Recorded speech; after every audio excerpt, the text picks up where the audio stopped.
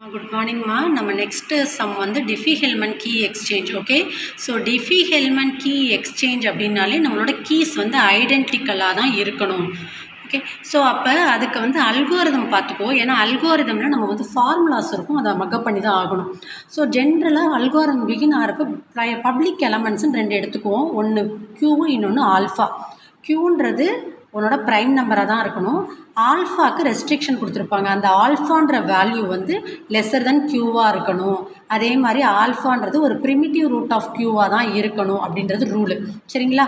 So இப்போ நமக்கு பியும் க்யூ ஆல்ஃபாவும் வந்து பப்ளிக் எலமெண்ட்ஸாக எடுத்துகிட்டு நெக்ஸ்ட்டு யூசர் ஏ ஒரு கீயை ஜென்ரேட் பண்ணுவாங்க, யூசர் பி ஒரு கீயை ஜென்ரேட் பண்ணுவாங்க.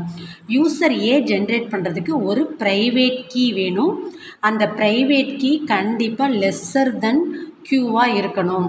Using that private key we have to find a public key. So அதுக்கு formula alpha power X A mod Q. இங்கே நம்ம பண்ணுறது வெறும் எக்ஸ்பொனன்ஷியேஷன் மெத்தடில் சால்வ் பண்ணுறோம். ரெடியூஸ் பண்ணிக்கிட்டே வரணும். சரிங்களா? அதுதான் கான்செப்ட். இப்போ வந்து யூசர் ஏ ஒரு ப்ரைவேட் கீயையும் ஒரு பப்ளிக் கீயையும் கண்டுபிடிச்சிட்டாங்க. சரியா? ஏன்னா நம்ம வந்து டிஃபி-ஹெல்மன் ஆர்எஸ்ஏ ரெண்டுமே பப்ளிக் கீ கிரிப்டோகிராஃபி. அதனால் ஒரு யூசர் வந்து ரெண்டு கீ ஃபைண்ட் அவுட் பண்ணியிருக்கணும். அந்த ரெண்டு கீயும் மேத்தமெட்டிக்கலி கனெக்டடாக தான் இருக்கணும். இப்போ யூசர் ஏ ஒரு private key public key find out பண்ணிட்டாங்க. நெக்ஸ்ட்டு யூசர் பி வரும். யூசர் பியும் லைக்வைஸ் ஒரு ப்ரைவேட் கீ எடுத்துக்கிறாங்க. அது வந்து என்னோடய ப்ரைம் நம்பரை விட கம்மியாக இருக்கணும். நெக்ஸ்ட்டு வந்து அதை வச்சுட்டு பப்ளிக் கீ ஃபைண்ட் அவுட் பண்ணணும். சரிங்களாடாமா? இந்த பப்ளிக் கீயை யூசர் ஏவும் யூசர் பியும் எக்ஸ்சேஞ்ச் பண்ணுவாங்க. எக்ஸ்சேஞ்ச் பண்ணுற வேல்யூவை வச்சுக்கிட்டு புதுசாக ஒரு சீக்ரெட் கீயை வந்து ஜென்ரேட் பண்ணுவாங்க. ஸோ அந்த சீக்ரெட் கீயை ஜென்ரேட் பண்ணுறதுக்கு ஃபார்முலா இருக்குது. இந்த ஃபார்முலாவை நீ மக்கப் பண்ணிக்கோ. உனக்கு சம்முன்னு வருது அப்படின்னாலே கண்டிப்பாக இதில் இருக்க டெர்மினாலஜிஸ் எல்லாமே கொடுத்துருவாங்க. அப்படி கொடுக்கலன்ற பட்சத்தில் க்யூவை மட்டும் ப்ரைம் நம்பராக நீயே ஒரு ப்ரைம் நம்பர் எடுத்து சால்வ் பண்ணிக்கோ. Is it clear? சரி, ஸோ இப்போ லிசன் பண்ணிக்கோ. நான் வந்து கீயை எக்ஸ்சேஞ்ச் பண்ணணும்னு சொன்னேன். ஸோ யூசர் ஏ கிட்ட எக்ஸ்ஏ ஒய்ஏ இருக்குது. அதே மாதிரி யூசர் பி கிட்ட எக்ஸ்பி ஒய்பி இருக்குது.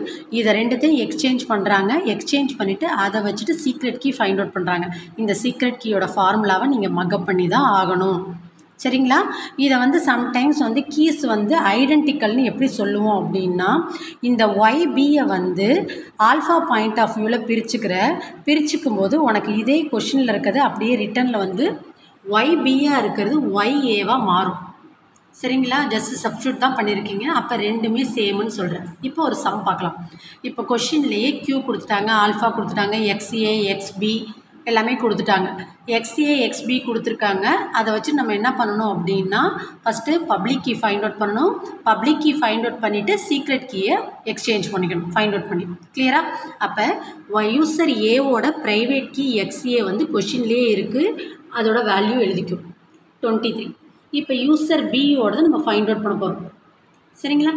அப்போ நம்மளோடதில் ஒய்ஏ எப்படி ஃபைண்ட் அவுட் பண்ணுறீங்க அப்படின்னா, ஆல்ஃபா பவர் எக்ஸ்ஏ வந்து உங்கள் கொஷின்லேயே 97 இருக்குது. அப்போ 97 mod 353.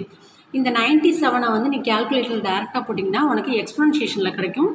அதனால இதை ஸ்ப்ளிட் பண்ணு. இதை எப்படி வேணாலும் ஸ்ப்ளிட் பண்ணலாம். அதே மாதிரி லிசன் பண்ணிக்கோ. பவர் டு த பவர்னு இருக்கிறப்ப அது மல்டிப்ளிகேஷன், அதை ஞாபகம் வச்சுக்கோ. ஏன்னா ஃபெர்மாட் தியரம் வரும்போது அது யூஸ்ஃபுல்லாக இருக்கும். அப்போ இதை வந்து நீ என்ன பண்ணுறேன்னா பிரித்து எழுது. அப்போ 3/9 நீ ஒன்ஸ் சால்வ் பண்ணிட்ட அப்படின்னா அதுக்கப்புறம் வர்ற வேல்யூவை பவருக்கு 10க்கு கொடுத்து சால்வ் பண்ண ஆரம்பி. அப்படி சால்வ் பண்ணி உனக்கு கிடைக்கிற ஆன்சர் வந்து அதுதான் உன்னோட ஒய்ஏவாக இருக்கும். சரியா? ஸோ லைக்வைஸ் ஒய்பியை ஃபைண்ட் அவுட் பண்ணிக்கோ. ஒய்பிலேயும் இதே சேம் மெத்தடாலஜி தான். சால்வ் மட்டும்தான் பண்ணுறீங்க. சரியாடாம? இது உனக்கு தெரியும், நீ ஏற்கனவே ஸ்கூலிங்லேயே படிச்சிருப்ப அந்த சால்வ் பண்ணுறதை. ஸோ இந்த இதை சால்வ் பண்ணும்போது வர்ற வேல்யூ எடுத்துக்கிறேன்.